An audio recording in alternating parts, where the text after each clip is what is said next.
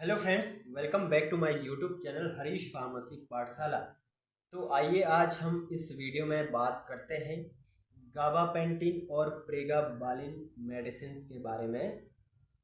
दोनों ही drugs anti epileptic drugs हैं जिसको एंटी कन्वल्सेंट क्लास में रखा गया है, जो सीएनएस सेंट्रल नर्वस सिस्टम और न्यूरोलॉजिकल डिसऑर्डर को ठीक करने में उपयोग में लाया जाता है। अब इन दोनों में से कौन सी दवाई बेहतर है उसके बारे में हम पूरे वीडियो में जानेंगे। इनका साइड इफ़ेक्ट क्या होता है, इनका डोज क्या होता है, कौन सी दवाई ज़्यादा बेहतर रहती है, ये सब हम इस वीडियो में बात करने वाले हैं। तो चलिए आगे बढ़ते हैं।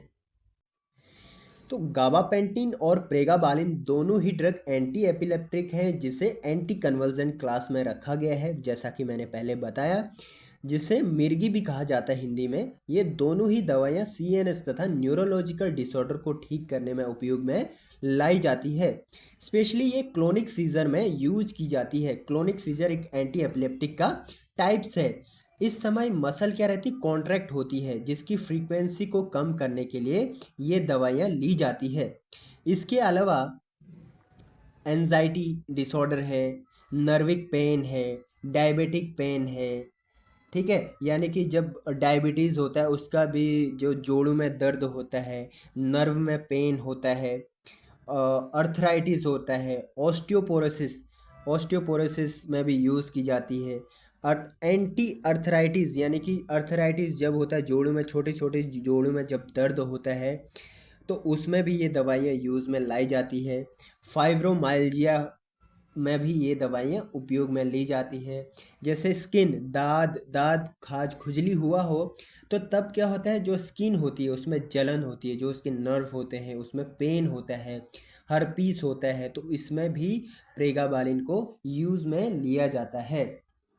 ठीक है, तो इसके साइड इफ़ेक्ट क्या होते हैं? गाबापेंटिन से क्या होता है, हल्की सी नींद आती है, ठीक है, मुंह सूख जाता है, ड्राई माउथ हो जाता है। विज़न रिलेटेड साइड इफ़ेक्ट होते हैं, जैसे धुंधला दिखाई देता है।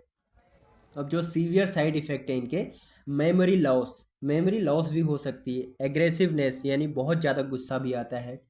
सीएनएस डिप्रेसेंट, आपका जो सेंट्रल नर्वस सिस्टम है वो भी डिप्रेस्ड हो सकता है। ये इसके क्या है, सीवियर साइड इफ़ेक्ट। अब जान लेते हैं दोनों में क्या कंपैरिजन रहता है, गाबापेंटिन और प्रेगाबालिन दोनों में क्या कंपैरिजन है, ये जानना बहुत ज़रूरी है। तो दोस्तों, गाबापेंटिन प्रेगाबालिन के मुकाबले जल्दी एब्जॉर्ब होता है। अब जो गाबापेंटिन है वो प्रेगाबालिन के मुकाबले क्या हो जाता है, जल्दी एब्जॉर्ब हो जाता है।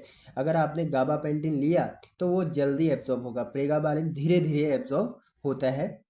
प्रेगाबालिन गाबापेंटिन हाई पोटेंशियल रहता है, पर जो प्रेगाबालिन होता है वो क्या रहता है, गाबापेंटिन से हाई पोटेंशियल रहता है। इसके लिए इसके इफ़ेक्टिवनेस गाबापेंटिन के मुकाबले ज़्यादा रहती है। अब प्रेगाबालिन आपने मेडिसिन ले ली, इसकी जो डोज फ्रीक्वेंसी है और जो इफ़ेक्टिवनेस है वो ज़्यादा रहता है, इसीलिए प्रेगाबालिन कम डोज में लिया जाता है और गाबापेंटिन ज़्यादा डोज में दिया जाता है। जैसे गाबापेंटिन के जो डोजेस है वो 300 से 600 mg तक दिन में 3 बार लिया जा सकता है, TDS, ठीक है। और जो प्रेगाबालिन है उसका जो डोज है 50 75 और 150 mg में आती है, उनको दिन में सिर्फ 2 ही बार लिया जाता है। अब प्रेगाबालिन और गाबापेंटिन के कौन कौन से ब्रांड चर्चित हैं मार्केट में? प्रेगाबालिन जैसे प्रेगाबा, प्रेगाडोर, प्रेगासिन, ये चर्चित ब्रांड है, ठीक है।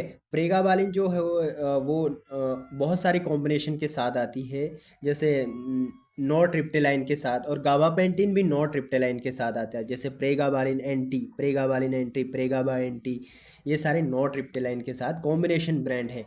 जैसे गाबापिन में भी गाबापिन एंटी, ठीक है, गाबापेंटिन के साथ नॉरट्रिप्टेलाइन है, ठीक है। तो अब इसके साइड इफ़ेक्ट जो है वो सिमिलर ही रहेंगे। गाबापेंटिन हाई डोज के कारण साइड इफ़ेक्ट ज़्यादा होगा। अब गाबापेंटिन का हाई डोज लेते हैं, जैसे 300 से 600 mg मैंने बताया आपको, तो वो ज़्यादा डोज में लिया जाता है, तो साइड इफ़ेक्ट भी उसके ज़्यादा होंगे।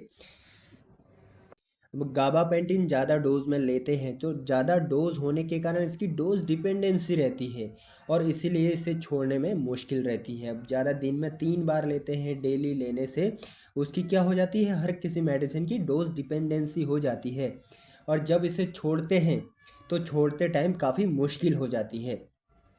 अब प्रेगाबालिन की बात करते हैं।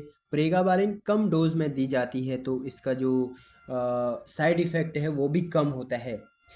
तो गाबापेंटिन के मुकाबले प्रेगाबालिन ज़्यादा बेहतरीन दवा है, ये हम कह सकते हैं।